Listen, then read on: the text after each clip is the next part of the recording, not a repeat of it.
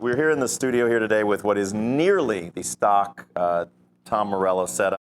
This is the Marshall JCM 800 2205 50-watt head with channel switching and with the name blocked out so that no endorsements are given or asked for. This is not my cabinet. Normally I have a 4x12 PV cabinet that I use that sounds like my sound. This is the cabinet they had here at the offices of Guitar World, which we're using today, which is going to sound pretty close, but it's not exactly what I use.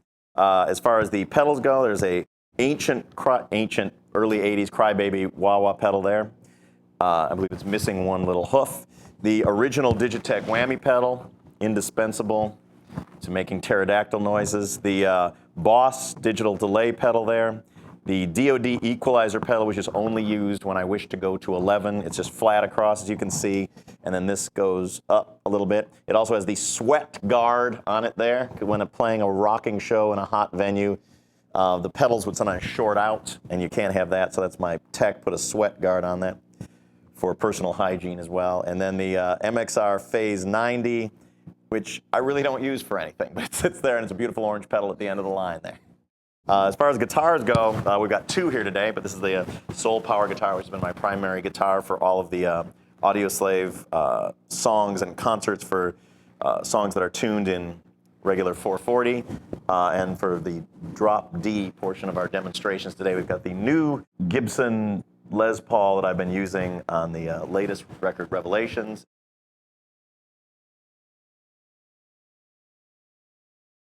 When it comes to sort of creating new sound, I never really kind of go into the process going, and now I will create a new sound. It's just in messing around on the guitar, it's sort of different. It's concentrating on the happy accidents and the eccentricities that just sort of occur, and rather than letting that go by as a glitch or as sort of a one-off, I'll practice something. So if I were, I don't know, just set the delay sort of at a random setting and then step on it, would sort of see what that sounds like.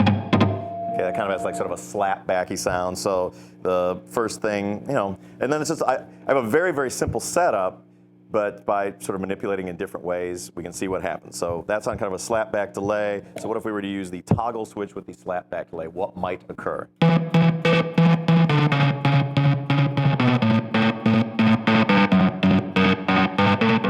that's sort of an interesting whatever. Then we might see what happens if we click on a little wah with that.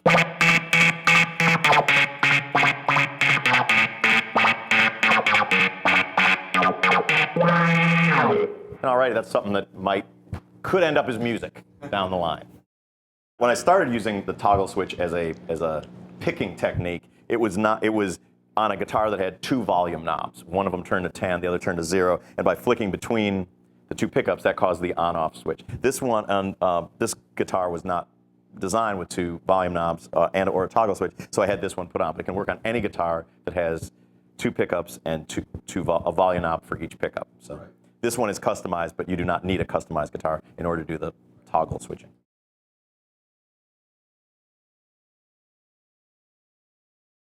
The whammy pedal for me was a great invention because I never had the patience. Like when you get your original record deal, you get a couple of $1,000s to spend on gear. So everyone runs down to Guitar Center and buys boxes of stuff that blink. Well, of course, I did that too, and then I didn't have the patience to read any of the manuals and plugged them in, and they drained all the sound out. It just sounded kind of crappy. So when I heard that there was a harmonizer in a stomp box, I thought, well, I got to get me one of those. And it was right around the time of the beginnings of Rage Against the Machine, where I was basically designated to be the band's DJ.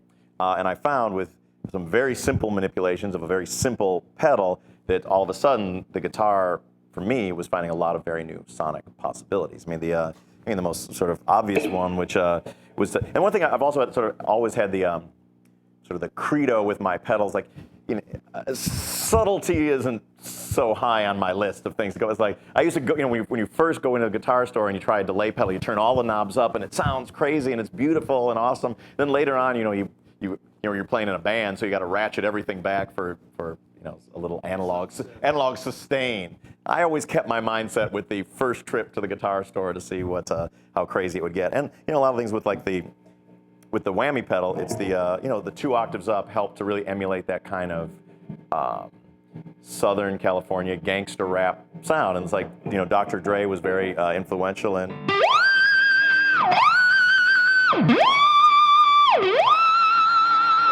There's like 4 notes like that with a hip hop groove underneath it, all of a sudden, you know, changed the way that I looked at music. And I started studying very much more DJs rather than guitar players and trying to emulate those sounds.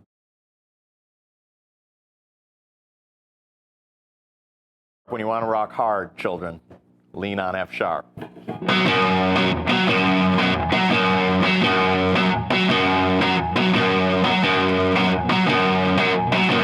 Just octaves on F sharp that just bounce the field. And then a little riff that goes.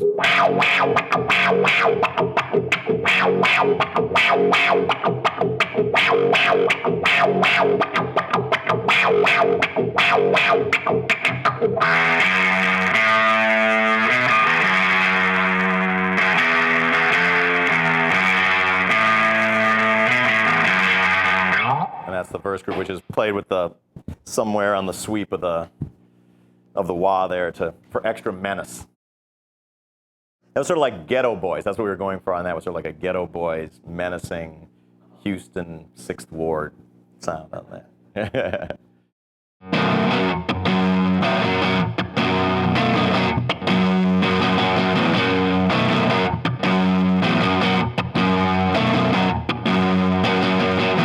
Again, it leans on the octaves a lot, but then adds in the sort of the dissonant notes. On the first chord, I'm just playing those 2 notes and muting the ones in between. Then to the octave.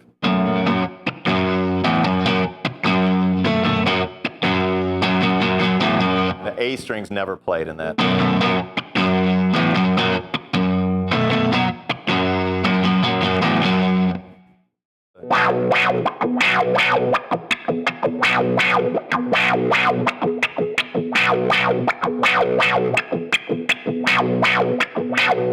Bulls on Parade.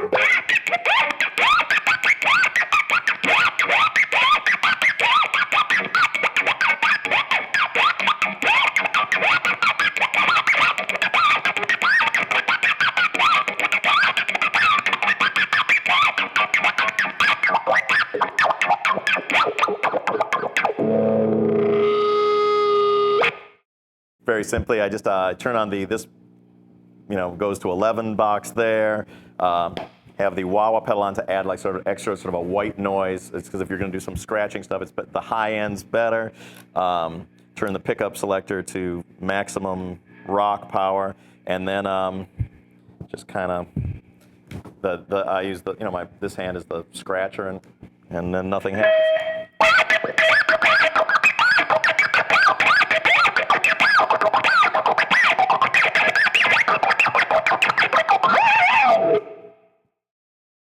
And it goes like that. Leave the full treble on. And the tonal changes come from, you know, where, you know, the left hand's rubbing on the strings.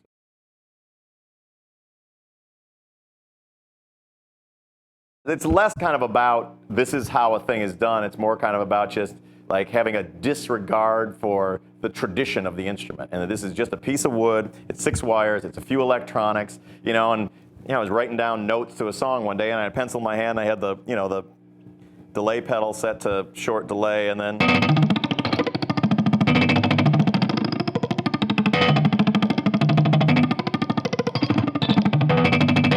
I mean, that's not particularly rocket science. It's a pencil and a delay pedal, but.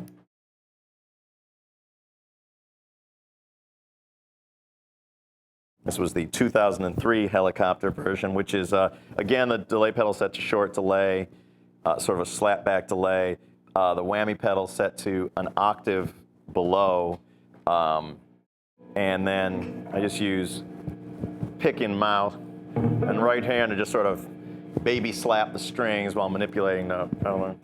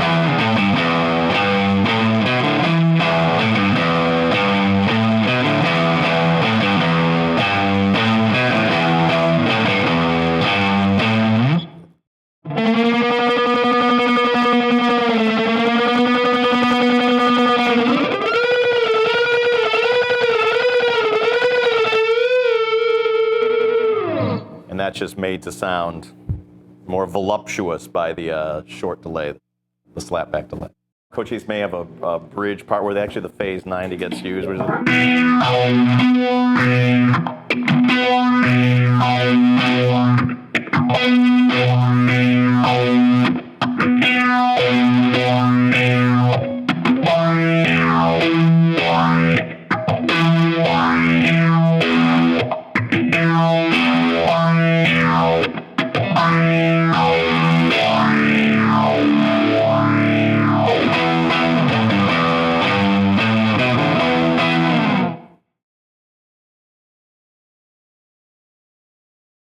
the guitar that I have at my home that I practice on, the guitar that I write songs with, is a nylon string acoustic guitar. You know, the biggest riffs are written on that guitar there, and it's like I now know, like it can be 3 a.m. and sitting with the dogs laying by the fireplace there and play some riff and just know what it's going to feel like at a festival show with us rocking that riff and 60,000 people jumping up and down. You know, like that was absolutely the case with the song "Sleep Now in the Fire," where I came up with that riff and actually was jamming with some other friends of mine and stopped everything, got the little tape recorder, said, well, that's gonna be good later on, and then and just knew from the beginning when those notes came out that was gonna be one that was gonna be a crowd pleaser down the line. This is the riff that just sort of came out of the ether.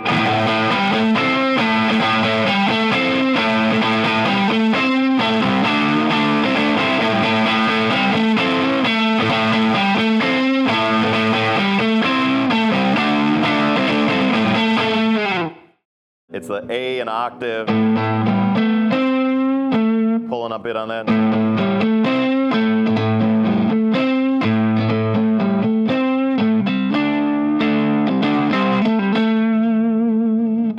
Basically just sort of holding that note through the whole verse. We let the Jimmy Castor Bunch riff roll on. Zach does the lyrics on top of it, and then it drops back in as hugely as possible, etc. Again, you want to bump up to 11 for this one, kids, because you're going to need some sustain. Normally this is one that's played on the Arm the Homeless guitar, but I'm going to do my best with the old soul power.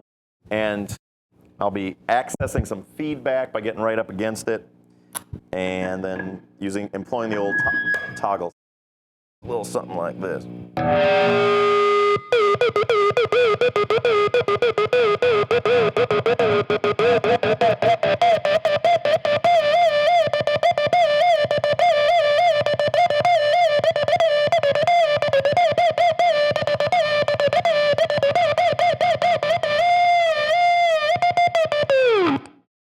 What's happening when my back is turned to you is that I am, with my right hand using the toggle switch and with my left hand manipulating the whammy bar to manipulate the pitch of the feedback. That is what is happening. Strings are open. Strings are basically open. You cross your fingers and you hope for a nice, sweet note to do it on.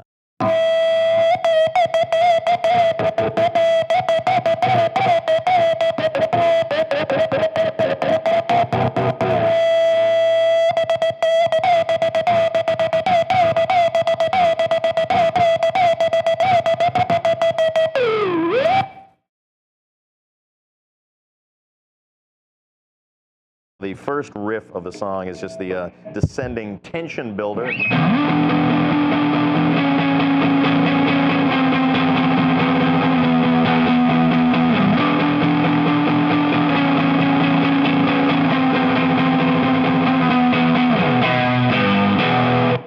And then the verse continues quite simply.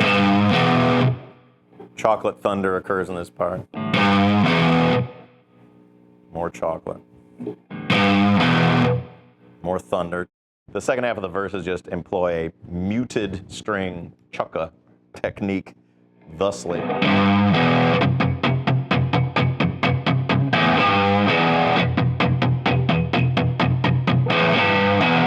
Etc. for chukka flavor. It's down chuck. Yeah, you chose not to up chuck. Sounds almost identical. You can chuck any way you want, really. It's not going to hold you back one way or the other. Chorus erupts with...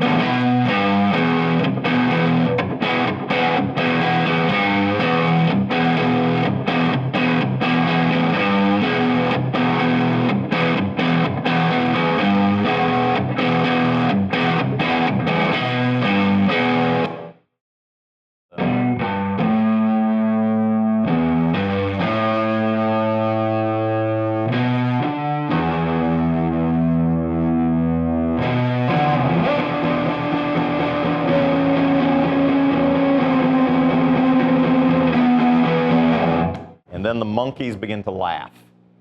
This is the monkey laughter solo.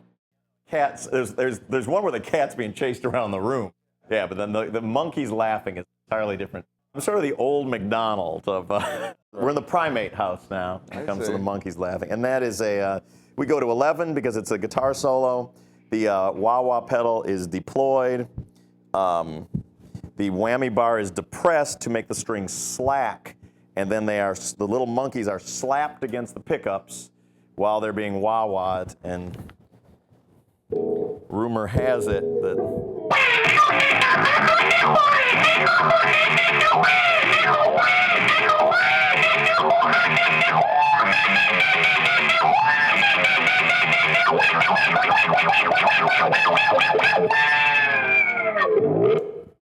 monkeys are satisfied, and I hope you are too. When I was practicing 8 hours a day religiously, I divided it up in kind of like 2-hour chunks. It'd be 2 hours spent on technique, 2 hours spent on what my understanding of music theory was, and some of it was out of a book, but a lot of it was just puzzling on notes and intervals and what works and what doesn't work. 2 hours was just jamming along with the radio or with albums. Never learning songs. I always shied away from learning songs because I wanted to sort of maintain. That's sort of the traditional way that guitar players learn songs. And at the time I was playing in some cover bands, and it was very important to me in my practice to not have learning songs be part of it, to be something that was just mine, and then the last part was either songwriting or working with sounds and textures or playing with my effects pedals for 2 hours a day. And I mean now, like when I do my practice, now I look at, that was really working guitar. Now when I play guitar, and it's for enjoyment and creativity. When there's like woodshedding now, or before we go in to make a record, or before a tour begins, or before I go in to play solos, basically it's about limbering my fingers. I've got kind of the technique somewhere in there, and it's about finding a way to bring it to the surface. And a lot of that is just doing like really like sort of fluid hammer-on triplets.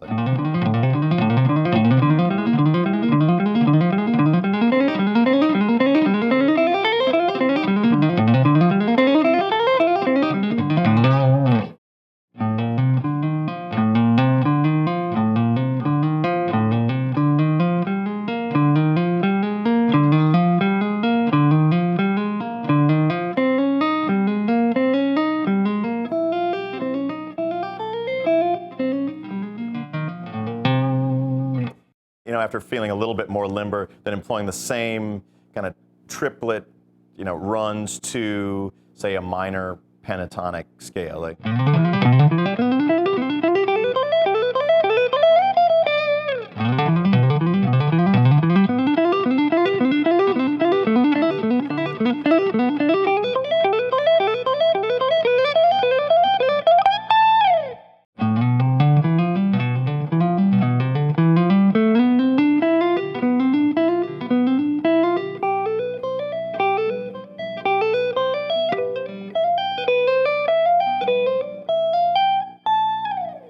And just sort of improvising around that. What I like to do, though, because that sounds kind of clean and cut and dry, is just throw the delay on, and all of a sudden you're at the circus.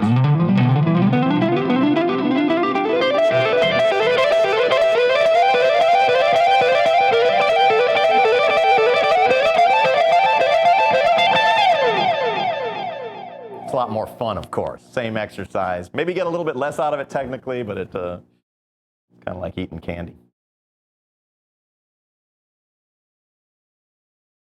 The song actually starts with the big power chords, though. It starts with a. I like to put on the phase 90 to thrill the children.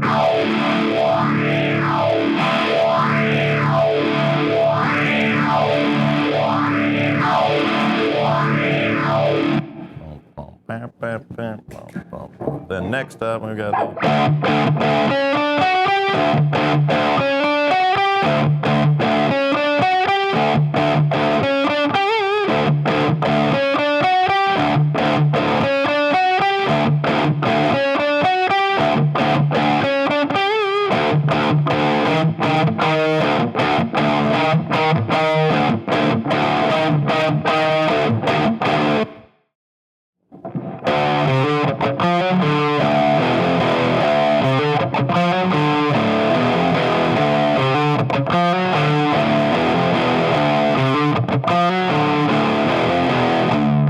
The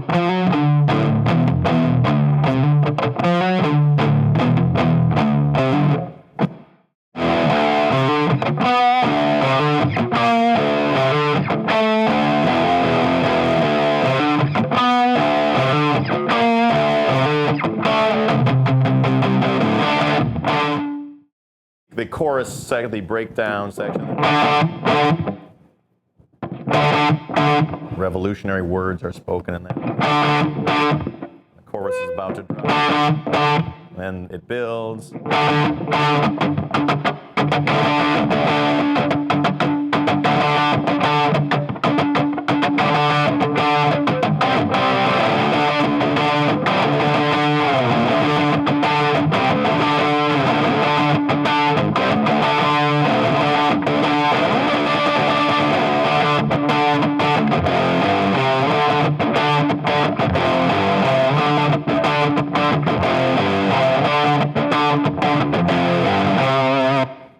And then I kind of on the sort of the breakdown section of the pre-chorus, I normally just sort of improvise on the chuckas and whatnot to heighten the.